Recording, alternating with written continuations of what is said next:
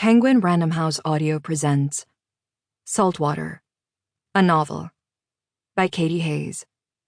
Read for you by Carlotta Brenton, Cassandra Campbell, and Allison Ryan. For my parents, who I am pleased to report are nothing like the Lingates. Looking down among the boughs and leaves, see the crisp water glistening in the sun, and clusters of white houses in distant Naples dwindling in the great extent of prospect down to dice. Charles Dickens, Pictures from Italy. Capri seeming ever after to gather sacred monsters, who are ultimately drawn into its fabled strangeness, making part of the myth. Shirley Hazard, Green on Capri. Part 1. Pulitzer Prize-nominated playwright missing on Capri.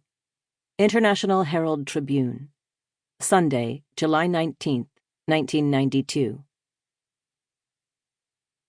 Capri, Italy. Police and volunteers are searching for Sarah Lingate, who was reported missing Sunday afternoon.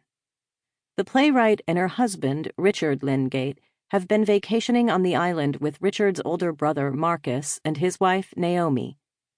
At 1:07 p.m., police were notified that Lingate could not be located on the grounds of the villa where she and the family have been staying.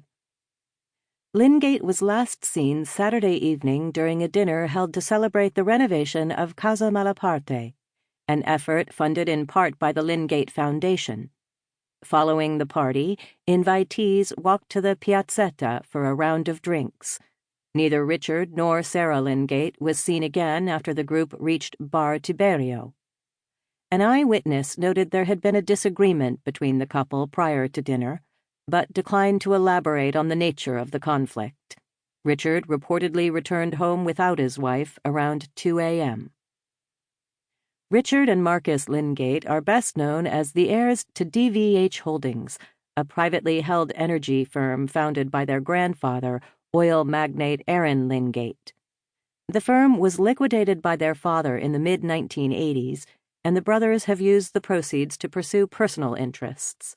Marcus as an early-stage tech investor, and Richard as a supporter of the arts. Sarah Lingate is a Pulitzer Prize-nominated and Whiting Award-winning playwright. Her work has been staged at experimental venues such as the Lexington Conservatory Theater, as well as established performing arts centers including Lincoln Center. She is 5 feet 10 inches tall, of medium build, with long, thick blonde brown hair. She speaks fluent Italian. This will remain a missing person case until further notice. To report tips or sightings to the Carabinieri, please call 081-555-650. Visitors and residents of the surrounding region, including Naples, Sorrento, Portofino, and Ischia, are encouraged to remain vigilant. Helen Lingate. Now. Money is my phantom limb. It was part of my body once. I know this because I feel its loss like an ambient current that runs up my spine, an occasional sudden shock. Money is metabolic, a universal part of our constitution. Lorna taught me that. Before her, I didn't have the vocabulary for money. I changed the subject, I demurred, I shifted my weight, brushed my hair behind my ear, smiled. I twisted the Cartier bracelet on my left wrist again and again until the skin turned strawberry. What I'm saying is, I lied. Money has always made me uncomfortable, both having a lot and not enough. That ends now. I saw how heavy the bag was when Lorna lifted it, bulky with our cash. I still don't remember whose idea it was. Hers or mine, it doesn't matter. After today, we'll whisper the story to each other like an incantation. Do you remember? They never knew. Then, I hope, we will laugh. Good stories are like that. They become a reflex, as automatic as breathing. I know this because my body was built, bone by bone, out of stories like that.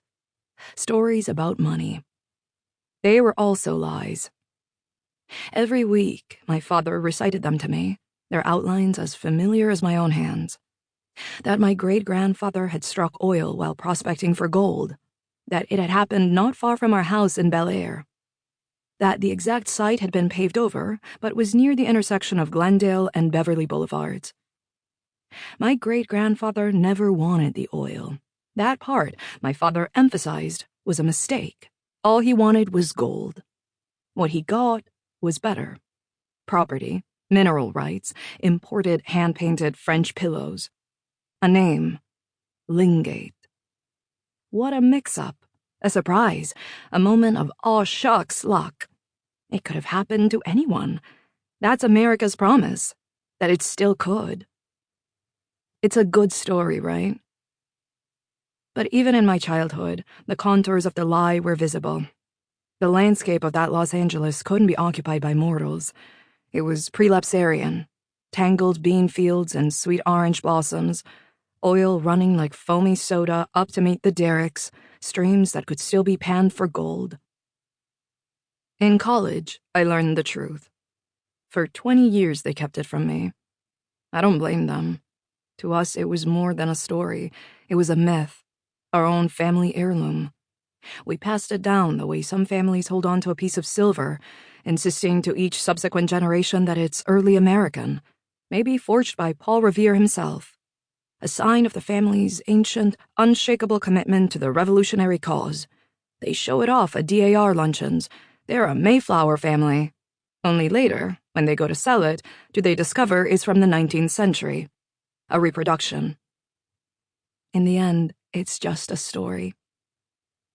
The truth was, my family had swindled their way into the largest oil lease in California, the Wilson oil field, at the dawn of the 20th century. We had done so by promising the original leaseholder, a wildcatter's widow, that the family would split the profits if oil was found in the first 5 years. 5 years and 1 day later, the first oil derrick was drilled. She sued, but lost. You can understand why they preferred the story.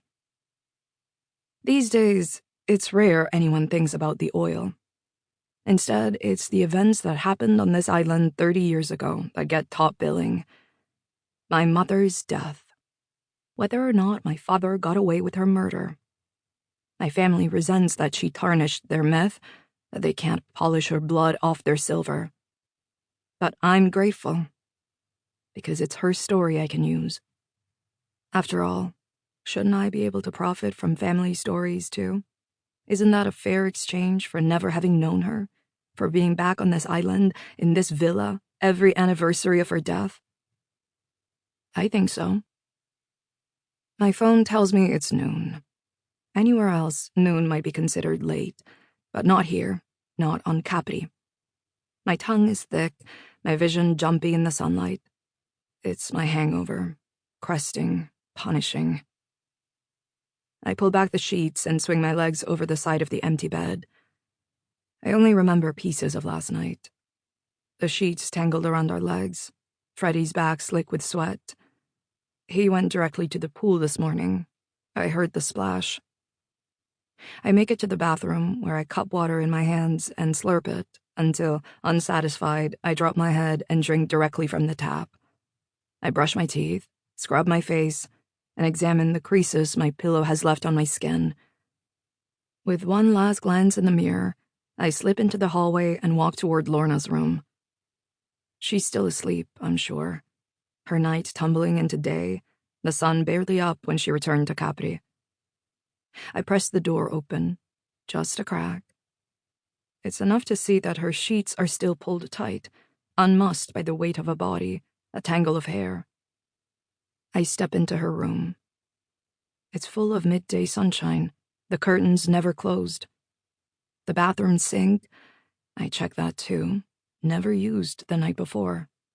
There is no evidence of her, of Lorna. Her absence so total that, for a minute, I doubt she ever came with us at all. I tell myself it's only a delay, that she'll be back soon, that I'm wrong, That the story she told me, the story we told. Sample complete. Ready to continue?